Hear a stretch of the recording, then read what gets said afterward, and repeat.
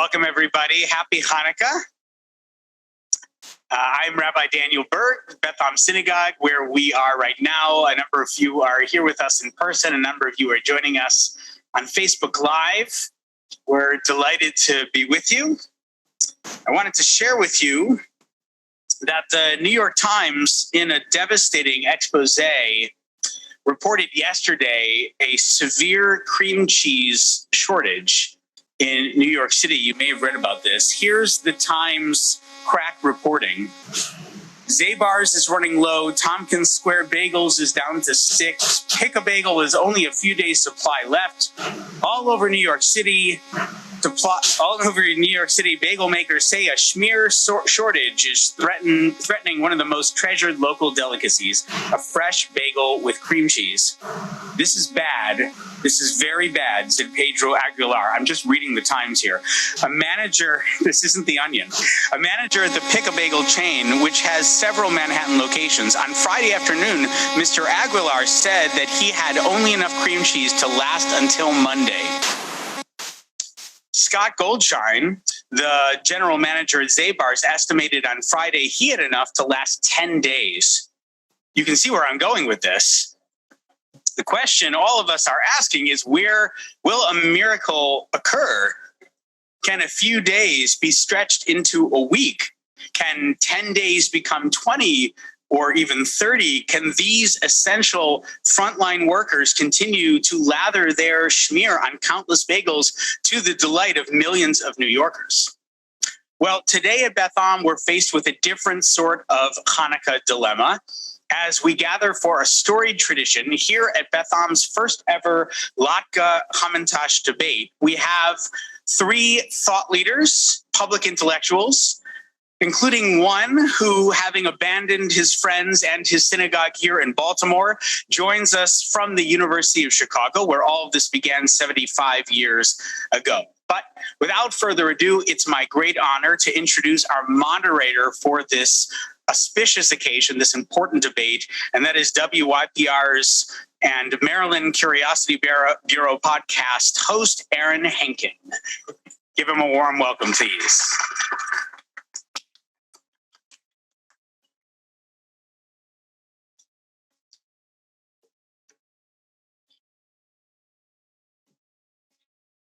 Good afternoon.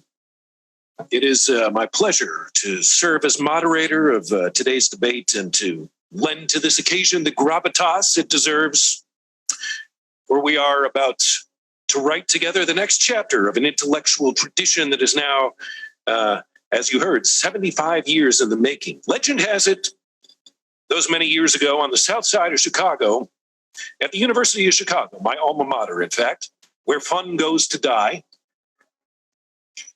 there were at that time, as fate would have it, 2 renowned Jewish academics who happened to get into a heated argument with each other, if you can imagine such a thing happening.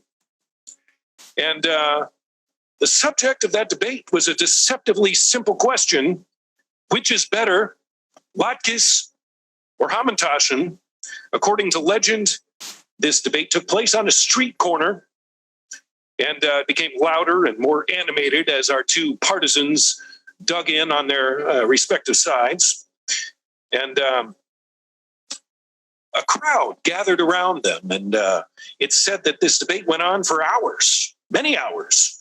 And the conclusion of the debate, each side declared unconditional victory. And so a rematch was arranged. And the next year, that debate was accompanied by more pomp and circumstance, and an even larger crowd gathered to witness the proceedings. And in this way, an annual tradition was born. And we are here today, these many years later, custodians of that tradition. And we proceed as humble bearers of this academic torch. We will hear from 3 speakers over the course of the next hour. And I'm sure I don't need to say this, but while you may or may not agree with the partisans' stated positions, this audience will adhere to a standard of decorum befitting the occasion. So I ask that even while emotions run hot, please, no booing, no hissing, no throwing of fruit or vegetables.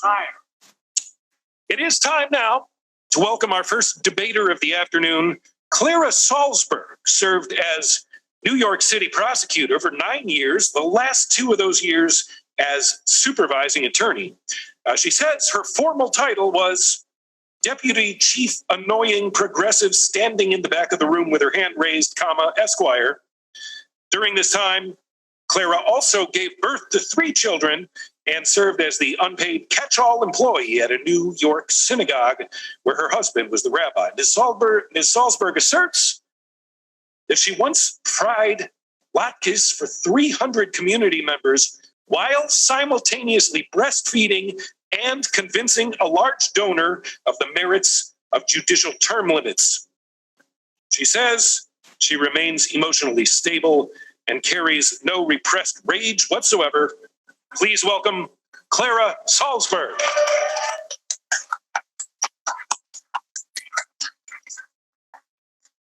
Thank you. I note that Beth elected to have this debate during Hanukkah, a friendly forum for the Latke. You have no personal jurisdiction over the Hamantash here. You do not meet the irreducible constitutional minimum for Article 3 standing. We do not accept electronic service. We do not waive forum nonconvenience. And we reserve our right to seek a change of venue to a neutral calendar date, such as Arbor Day. Having reserved all procedural and jurisdictional rights, I will turn to the substance of my case and emulate the 3-pronged Hamantash in raising 3 reasons why there is no rational basis for preferment of the Latke over the Hamantash. I begin with an analysis of the structural differences between the Hamantash and the Latke. To craft a Hamantash, one creates a secure vessel of pastry with walls strong enough to accommodate a variety of tasty fillings. Latkes, in contrast, are unstable, violating the doctrine of legitimate expectation. The latke varies in size, shape, and number, in contradiction of its creator's original intent. Sometimes I set out to create one latke and end up with 2. Sometimes I set out to create latkes and end up with hash browns. Often, one is reduced when reviewing a greasy, starchy mass, which may or may not meet the irreducible minimum standard of a latke, to Supreme Court Justice Potter Stewart's commentary on the subject. I shall not today attempt to further define what I understand to be a latke, but I know it when I see it. John Rawls writes in A Theory of Justice that public order is a necessary condition for everyone achieving his ends. But, unfortunately, not all latkes operate in good faith or based on natural law, as it is or seems to be or ought to be. Once, I was forced to declare an entire pan of latkes void for vagueness and serve peanut butter and applesauce sandwiches instead. Only the dog was pleased.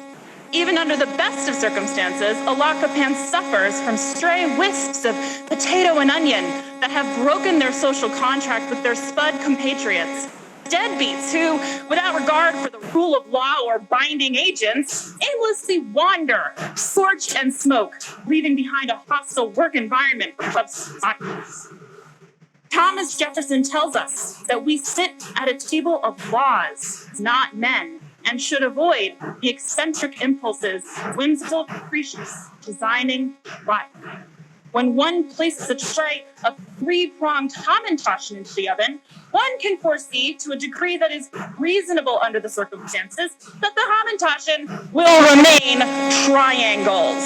A well-formed Hamantash allows individuals to conduct their affairs with certainty, confident that at a time of their choosing, they will be able to ingest a pastry that is, in the words of Justice Antonin Scalia, of a limited range, no interpretation beyond that range being permissible. Speaking of Justice Scalia, he was the father of 9 and once said the following: "In a big family, the first child is kind of like the first pancake. If it's not perfect, that's okay. There are a lot more coming along. His first kid must have been a Latke. Having contrasted the underlying structures, or lack thereof, of the Latke and the Hamantash, I will now consider how well these divergent frameworks permit the exercise of personal freedom and self-expression. The word Hamantashen is a corruption or wordplay on the Yiddish Montaschen or populist passions. And yet, fillings have changed with the times. While many of us still appreciate the classics, Professor Ronald Dworkin notes that the modern Hamantash baker can feel free to apply abstract principles to particular cases, allowing fresh judgment in the form of creative self-expression and refrigerator leftovers, while preserving the fundamentals of the Hamantash. The Hamantash, secure in its foundations, buttressed by walls of pastry, can support a diverse marketplace of ideas. Our ancestors would not have envisioned a caramel apple Hamantash or a Hamantash filled with orange and mascarpone cheese, and yet these were the top 2 Hamantashen recipes on Yumly.com in 2021. I acknowledge that critics, cited in the deliciously titled New York Times article, Woke Me When It's Over, and elsewhere, have rallied in favor of an originalist approach to the Hamantashen. They would, in the words again of Justice Antonin Scalia, preserve our society's values regarding, among other things, Hamantashen fillings, not revise them. But Justice Scalia wrote these words in dissent. Writing for the majority in that same case, Justice Ruth Bader Ginsburg countered that a prime part of the history of our Constitution is the story of the extension of rights and protections to ingredients once ignored or excluded. So I say, bring on the olive tapenade. The Hamantash has achieved Benjamin Constant's ideal of civil liberty, as within a stable, predictable social structure, every individual Hamantash is left free to pursue his, her, and or their own filling preferences and desires, free of improper government interference. On the other hand, the Latke is so untethered as to fear the scourge of anarchy, being, as previously discussed, a food of no definite shape, size, or number. And so its socially acceptable toppings are limited to applesauce and sour cream. Logical alternative toppings for what is essentially a fried potato, such as ketchup, hot sauce, or even a spicy aioli, that's mayonnaise, are simply not allowed. Indeed, it is not unusual for a group of Latke eaters to divide themselves into those who prefer sour cream and those who prefer applesauce, further narrowing the field to one acceptable choice. Unanimity is possible only where the diverse preferences of an electorate yield to the dictatorial power of a centralized authority. I'm not saying that Latkes necessarily cause demagoguery, but there is a strong correlation. As an aside, debates about the relative merits of applesauce and sour cream are futile, as there is no bright line rule. Ideal ratios of sugar, fat, and starch can only be achieved through a circumstance-specific application of the Schmaltz balancing test, delineated in Article 9, subsection 2, of the Berne Convention for the Protection of Latke, Schnitzels, and Gerbenis. But dicta on the subject will teach unfortunate Latke eaters nothing, so I will wait until the issue is put before me directly before expounding further on the matter. So far, I have covered the well-tread ground of Professor Ronald Dworkin's Haman-textualism duality, a combination of concrete dough and abstract filling, which best secures the evidently tasty goals of the Hamantash. For my third and final point, I turn to public policy. Public policy is lawyer speak for thinking like a human being. Naturally, we lawyers try to avoid it. The Maryland Court of Appeals has described public policy as a shifting and variable notion appealed to only when no other argument is available. A century later, W. Michael Reisman, the Myers-McDougall Professor of International Law at the Yale Law School, more pithily called public policy the 53rd card in the deck. He probably meant that public policy arguments are extraneous and unnecessary, much like describing something as both extraneous and unnecessary, but I'd prefer to consider policy the ace of my sleeve. For over 1,000 years, preparing and eating versions of Hamantashen empowered us Jews to metaphorically conquer one of our greatest historical enemies, Haman. Midrash extrapolates Haman and the Jewish champion of the story, Mordecai, into larger ideals with which the Jewish people continue to struggle, recognizing this historical event as a guide to be considered in subsequent and similar circumstances. In other words, a precedent. Psalm 75, verse 10 says, "All the corners of the wicked I shall uproot, but the horns of the righteous shall be lifted up." Rabbi Yitzhak Lipitz tells us that the corners of the wicked represent Haman, while the horns of the righteous represent Mordecai. Every Hamantash we shape reminds us to create for ourselves righteous lives. Every Hamantash we eat reminds us to actively resist modern day manifestations of wickedness. And every reinvention of the Hamantash, even when it involves mascarpone cheese, reminds us to revisit our understandings of what is right and what is wicked in every generation. In contrast, the latke's relevance to Jewish life rests on the shaky premise that anything cooked in oil recalls the miracle of light. But as latkes themselves sit so heavily in our stomachs, I fail to see how they can remind us of anything of the sort. I ask, therefore, that the assembled recognize the superiority of the Hamantash. Thank you.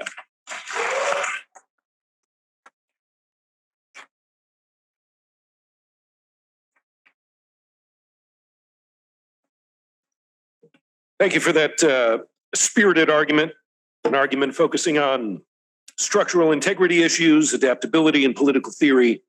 We move now to turn our attention to a speaker who wishes to be introduced as follows. Though I must say, I sense some of these credentials might be a bit apocryphal.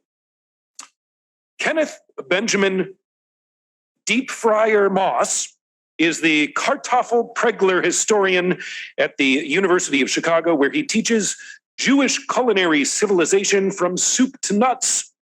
Ken pioneered the first Latke Hamantash debate, he says, in 1871 to bring some cheer to Chicagoans in the Great Fire, after the Great Fire of 1906.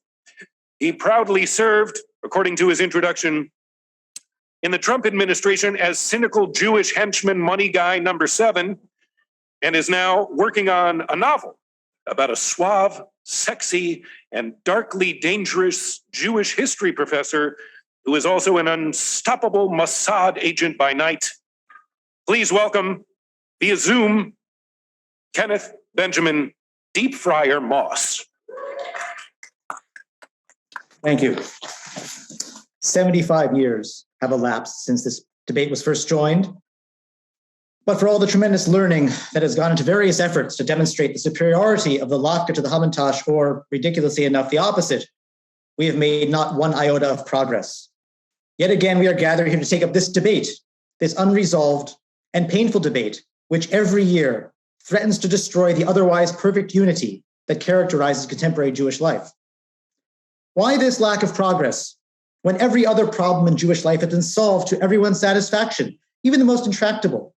We have solved the Jewish demographic problem by reinstituting polygamy or the taking of multiple wives. We have solved the problem of patriarchy in Judaism by introducing no-fault killing of husbands. The Israel-Palestine problem has been solved for all of us by Jared Kushner's genius. And we are on the verge of solving the problem of anti-Semitism itself by commencing a global program organized by the United Nations to resettle all Jews on the moon by 2030. Though, of course, all the rocket ships are currently owned by that strangest of all categories, Goyish billionaires. Who knew they had billionaires? But one problem, the Latke Hamantash problem, continues to torment us. And this is why I have been working night and day on this, why I haven't had time to shave, and why I have been living exclusively from protein shakes. This lack of progress on the Latke Hamantash front derives from one fundamental failure, the failure to recognize that only a trained Jewish historian can address this problem with authority. Actually, in all fairness, there are really two sorts of scholars who are qualified here. Economics professors are also well qualified because, as we can all admit, when nobody else is watching, business and money making are the most essential features of the Jewish mind, indeed, perhaps the only sphere in which we can be said to be creative. But we Jewish historians are clearly the best qualified of all. Only we combine the maddening opacity and irrelevance of modern academic scholarship with the classical Jewish heritage of parochialism, self-regard, and the deployment of vast learning to answer tiny little meaningless questions. What I will do today, in the 3 hours remaining to me, is to demonstrate to you a twofold truth, that at every critical turning point in Jewish history, the Hamantash promised only regression, failure, even disaster, while the Latke represented and indeed effectuated Jewish salvation. Now, in light of my experience of reading student papers based on my lectures, I think it is important to repeat my main point in simpler terms, and please have the first slide. First slide. Well, I'll move on. Now let us turn, is my PowerPoint on? Someone? Anyone? Not so much. Let us turn to the issue at hand. But before I do that, it is incumbent upon me to note my sources so that you can rest assured that everything I say is absolutely true and completely unbiased. The first part of my argument, which deals with the fate of Eretz Israel and the Jewish people under the Romans, draws primarily on the vast corpus of rabbinic law, wisdom, and tasteless jokes known as the Talmud. As you will know, here it is, right, this is I. Roll it back one. Thank you. Stay there for now. This is, I think, a way of underscoring the point I want to make. The first part of my argument, which deals with the fate of Eretz Israel and the Jewish people under the Romans, draws primarily on the vast corpus of rabbinic law, wisdom, and tasteless jokes known as the Talmud. As you will know, if you're one of the strong amongst us who can stay focused all the way through one of Rabbi Berg's Divrei Torah, the Talmud is a vast corpus of texts made up of two key strata: the 2nd century rabbinic legal code, the Mishnah, surrounded by a much longer text made up of Wikipedia entries authored by the Babylonian sages, the Gemara. The second part of my argument, which concerns the Middle Ages and the expulsion of Spanish Jewry in 1492, is based on several conspiracy theory websites about Christopher Columbus. Second slide, please. As well as some important correctives to be found on Wikipedia. Second slide, please. Second slide. Second slide. Thank you. Finally, the third part of my argument, which concerns the modern era, is based primarily on Wikipedia entries supplemented by opinions I picked up from my parents as a child. Our story begins with the struggle between the Sadducees and the Pharisees under the shadow of Roman rule. The time, 66 CE, the place, the land of Israel. At stake, the future of the Jewish people. On one side were the Sadducees, or the followers of Sadok, who were committed to the view that there could be no Judaism without the institution of sacrifices at the temple under the guidance of the Kohanim, which is Hebrew for people named Cohen. On the other side were the Pharisees. The Pharisees served as the keepers and interpreters of the oral law, the Torah Sheba'al Peh, and sought to spread it amongst the simple folk, or in layman's terms, they were just like most modern Jews, a bunch of hair-splitting lawyers. Thus was set the stage for a fateful divergence. When Roman forces destroyed the temple and the holy city of Jerusalem, the Sadducees gave in to despair and indeed called upon the whole remnant of the Jewish people to unilaterally convert to the religion of the Roman Empire, Buddhism. This was the tragic origin of the schism we know today between regular Jews and Jubus. But I digress. At the heart of this destructive despair was the Sadducean Torat Oznei Haman, the teaching of the Hamantash. And can I please have the third slide here? For the Sadducees, the Hamantash symbolized the city of Jerusalem with a temple at its center, a strong golden wall surrounding a sweet, nourishing center, which symbolizes the divinely granted fruitfulness of the priesthood at the center of Yerushalayim Shel Mala. Hypnotized by this tasty metaphor, the Sadducees could not imagine Jewish continuity in the face of the city's destruction. Only one group in Jewish society did not give in to despair, the rabbis, led by Yochanan ben Zakkai. What gave them the strength to go on? As we learn from the Talmud, the Bavli tractate Shtuyot, Perek Mimatai Achla Latke, the source of their persistence was twofold. On the one hand, as many historians have noted, their theological valorization, slide 4 please, theological valorization of the oral law provided a basis for imagining that Judaism might continue even without its sacred center. Slide 4, please. 4. But no less important was Yochanan ben Zakkai's visionary revalorization. Slide 5, please. That's 6. That's okay, though. Of the latke. Once a despised food held in contempt by the Jewish elite due to superstitions about cholesterol, the latke now became a symbol that inspired Jewish continuity. Refounding Jewish religious life at Yavna, Ben Zakkai preached a salvific theology of the Jewish nation as latke. It is only by being fried in burning oil that the bland potato attains the higher form of the crispy golden latke. The painful rubbing of the Jewish potato against the steel grater of Roman imperial might was actually part of a dialectical divine recipe that would ultimately lead to a higher, tastier form of Judaism. Of course, the theological justification of God's ways to man could not disguise the difficulties of diaspora. The 4th century sage Spadja ben Bulba is quoted in the Midrashic collection Kartofla Rabbah as saying of the exile, Ho Latke Anya, this is the latke of affliction. But nevertheless, it is only thanks to the rabbis that the Jewish people survived the destruction of the temple and came to be the billion-person strong, tolerant, and universally loved and respected global community it is today. And it is only thanks to the latke, and certainly no thanks to the Hamantash, that the rabbis could stand the heat of the kitchen of exile. The Middle Ages deepened the divide between these two axial symbols of Jewish hope and despair, the latke and the Hamantash. As noted in the works of leading medieval sages, whom I generously won't list here so as not to make you feel uncomfortable about how much more I know than you do, the Hamantash, with its 3 sides, is nothing less than an enticing but dangerous representation of the Christian idea of the Trinity. Of course, in passing, we should note that certain Kabbalists in the medieval Jewish world imagined that the unholiness of the Hamantash was only partial, and that just as sparks of the divine light are housed in the klipot, or unholy husks of profane matter, so too is the fruit at the heart of a Hamantash a kind of holiness that can be freed by ingestion. Now, to learn more about this fascinating idea, you will have to invite me back to Beth for my lecture on Gnosticism and Gnosharai. And maybe next time you'll consider paying me something for my teaching, like any self-respecting congregation full of doctors, lawyers, and business people normally does, but I digress. Recognizing the dangers of the Hamantash only too well, medieval Jews also found new inspiration in the humble latke. By the 13th century, the Jews of Provence regularly included latke recipes in their sidurim, and the great 14th century rabbi in Posek, the Ranap, Rabbi Nosson Pregler, even argued that the latke is as holy as a Sefer Torah. He sought to prove this startling claim by showing, and here I ask for slide 6, thank you, by showing that the Hebrew word for latkes, levivot, is an anagram of lev beito, or the heart of his house. That is, this heart at the center of God's house, namely the holy ark that stands at the center of every synagogue. His influence was such that in many communities, uneaten latkes were not thrown away, but rather placed in a geniza, or storage room for Hebrew texts containing the divine name of God. The downside of this is that many of the sources that have come down to us from these genizot are extremely greasy. But I think you will agree this is a small price to pay for Jewish continuity. Finally, let us turn to the modern period.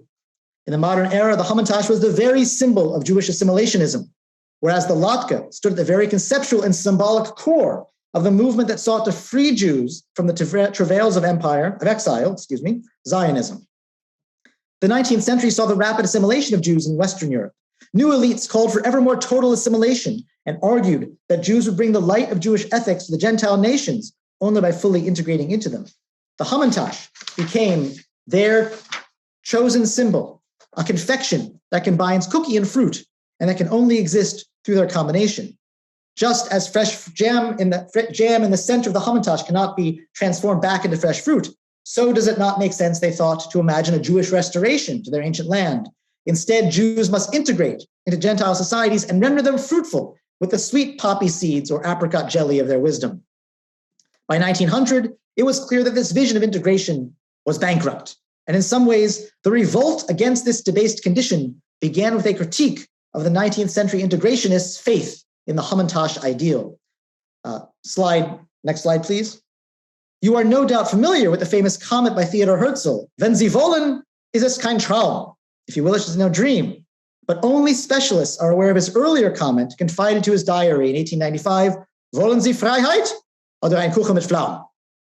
Do you want freedom or a cookie stuffed with prunes?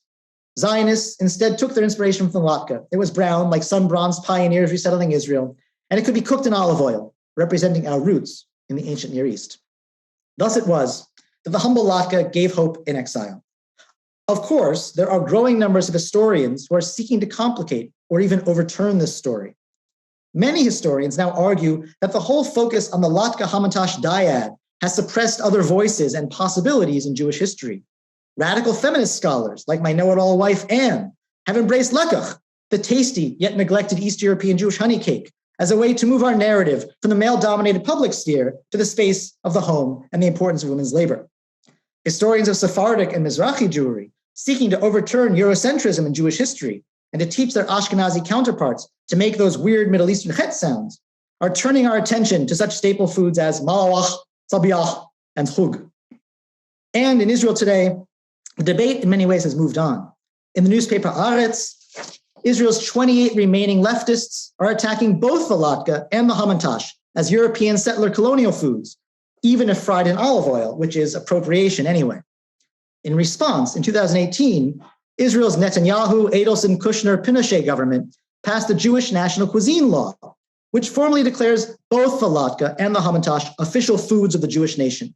The National Cuisine Law, as I'm sure you know, requires all Israelis to pledge allegiance to a flag bearing images of both the latke and the hamantash each morning, unless they're Haredi, in which case they can do whatever they want and get the rest of society to pay for it. The law stipulates that school cafeterias serve only latkes and hamantashen, except in Arab schools, where lunch has simply been defunded. And most strikingly, the law forbids the use of dates or figs as hamantash filling unless a mashgiach is present in the bakery to declare formally that dates and figs are, always have been, and always will be, exclusively Jewish fruits, not the fruits of Ishmael. If only we still had Jared Kushner to lead Israel through this difficult moment, as he so ably helped Saudi Arabia solve its Khashoggi problem. But alas, an ungrateful nation has driven him and his equally brilliant, beautiful wife Ivanka into exile, leaving only his family's empire of rat-infested substandard housing complexes as a testament to his enormous service to this country and to the Jewish people worldwide. But I digress. Let me conclude by saying that I am skeptical of this post-Latkeist moment in Jewish life. Revise all you wish, but the historical record is clear. The hamantash is a perennial danger to Jewish survival, while the latke goes before us, a pillar of cloud by day and a fiery oil of hot by night, to guide us toward a time when swords will be beaten into frying pans, and each of us will sit secure under his latke tree. Thank you.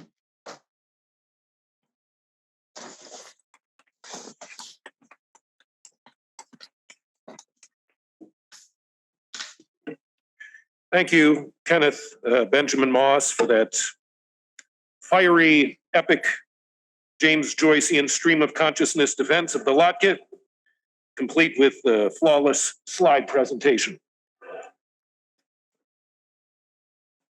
We're going to turn our attention now to Zachary Berger, whose professional credentials are as follows, according to him. Mr. Berger is a professor of hand-holding at a large school of medicine somewhere near the Vitebsko. He has written, thought, taught, and fought to defend the notion that Judaism is about peace, love, and getting along with your fellow Jew.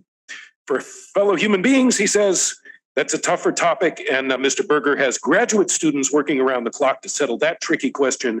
Mr. Berger describes his politics as, quote, inoffensive. Please welcome Zachary Berger.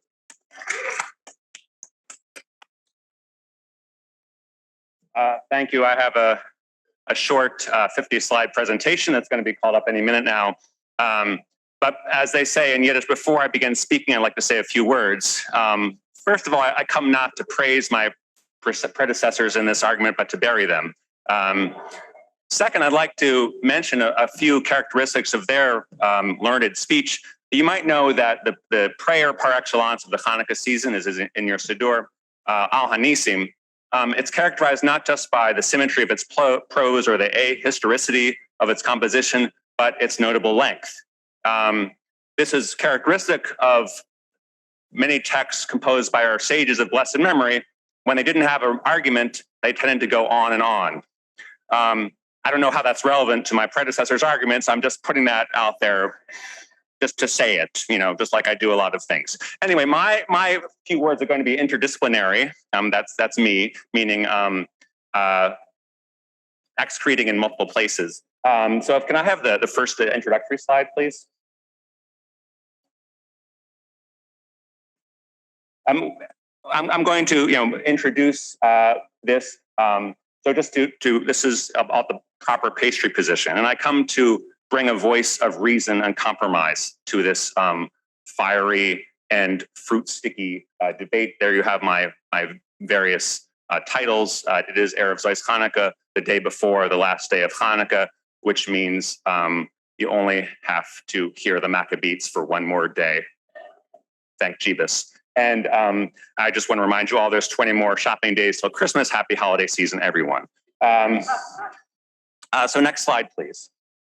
So unfortunately, I come to say that we are in a time where there are terrible things happening everywhere. Advance, please. So this is, yes. So the Orioles stank. New Jersey is awful. The Yankees always suck. And there's actually ecological devastation right at our doorstep. And that thing that's going on with my left shoulder, honey, if you could fix that, that's also going on. So many things going on at once, as always in Jewish history. But next slide, please. We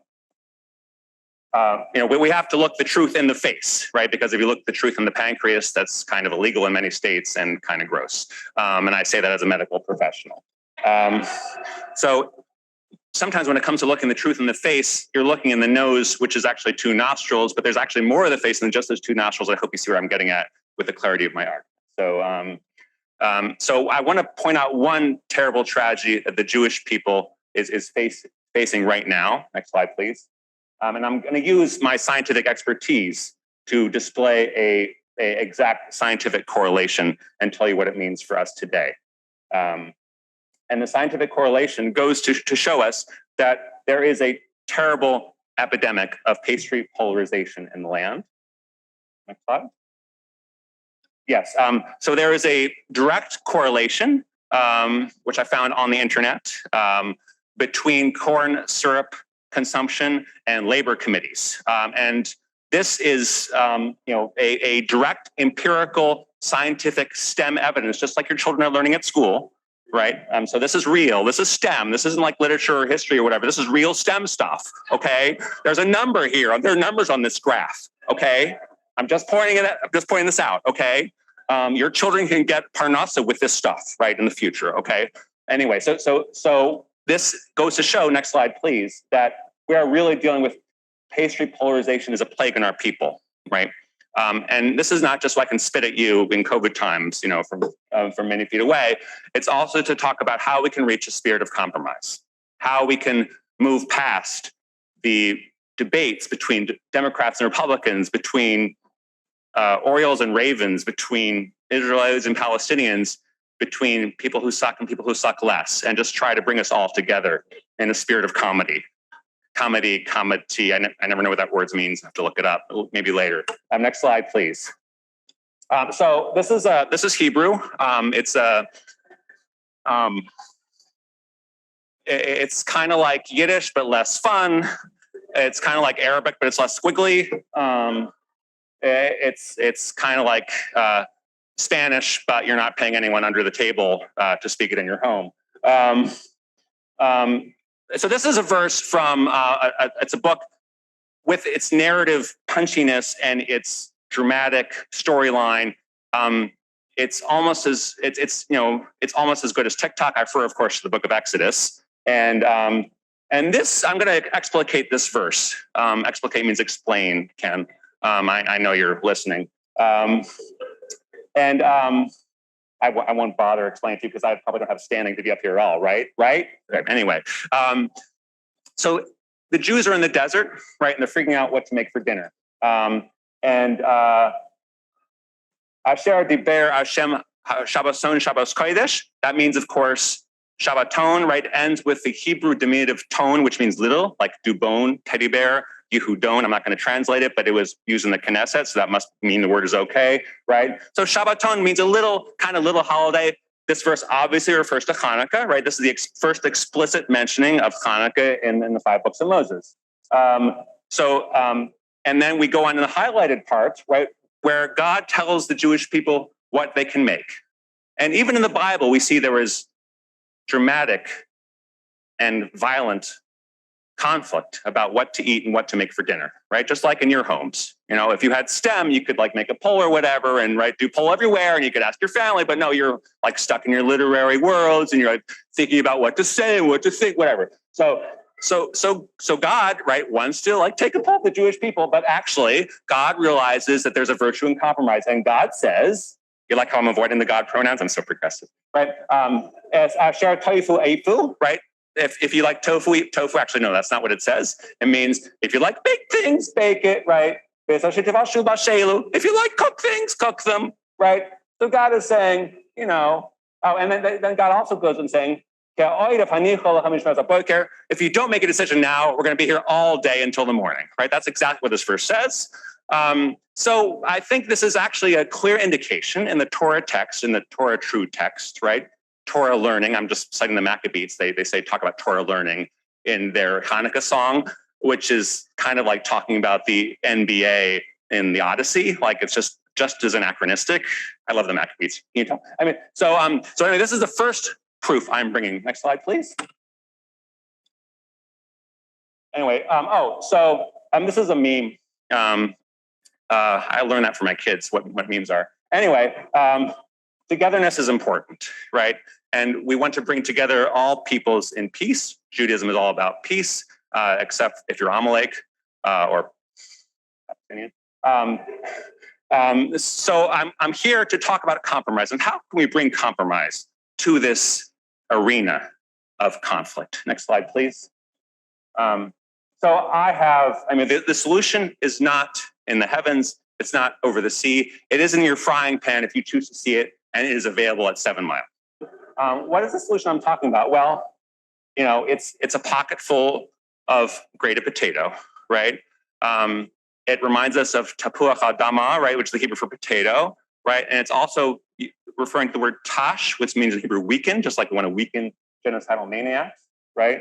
And it's got all those other features that you see on the rest of the slide. You know, I like to respect people's time as opposed to my predecessors. So after you feast your eyes on this slide, I want to move right forward to the solution in our times, the compromise position that's going to keep us from partisan rancor, right? Leading us all to hold hands and sing in the words of the old Jewish spiritual, Kumbaya, my Lord, Kumbaya, Hodel Hashem Kitov, Kumbaya. Please, next slide. So I'd like to present to you, this is my final slide because it needs no further argument. It is perfect in whole and in part. It is the dialectic writ culinary. It is, with all due respect to the Jewish historian and the Jewish lawyer, a lakatash. So thank you very much for your attention, and I will take admiration by email. Thank you.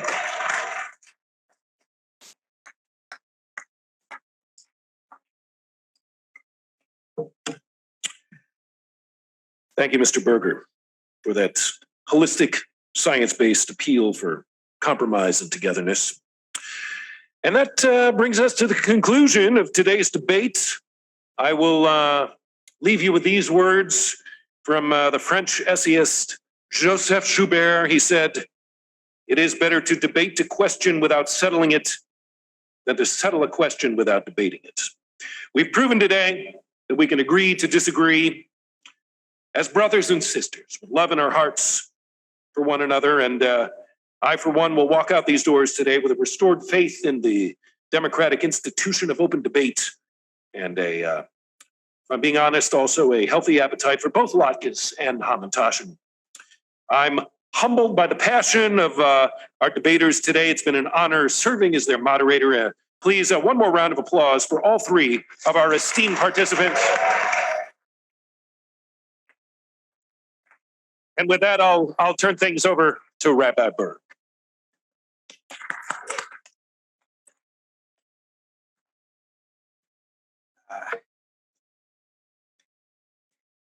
I would say that I'm speechless, but I'm a rabbi, so I just want to take a moment to say thank you to each of you, to Aaron for masterfully moderating today, to Clara and to Ken and to Zach. As a small token of our appreciation, we have gotten each of you a gift certificate to Pariser's Bakery, where you can go and indulge yourself in essentially whatever holiday chazarai that you would like to. Ken, if you're listening, Ken, as you know, recently left us for Chicago, and he acquired an apartment that was once owned by Al Capone, and actually has a working sauna. So I'm guessing Ken's probably sitting in a sauna right now. And I had a mind, Ken, to also get you a gift certificate for Pariser's, just to ensure that you would come back to Baltimore to use it. But instead, I was a mensch about it, and you should be getting in your email a gift certificate to Milt's Barbecue for the Perplexed, which is an actual place in Lakeview. You'll have to go to the north side, Ken, but hopefully you'll enjoy that kosher barbecue. So thank you to each of you. And without further ado, I'm honored to turn things over now to my colleague, Rabbi Tyler Dratch.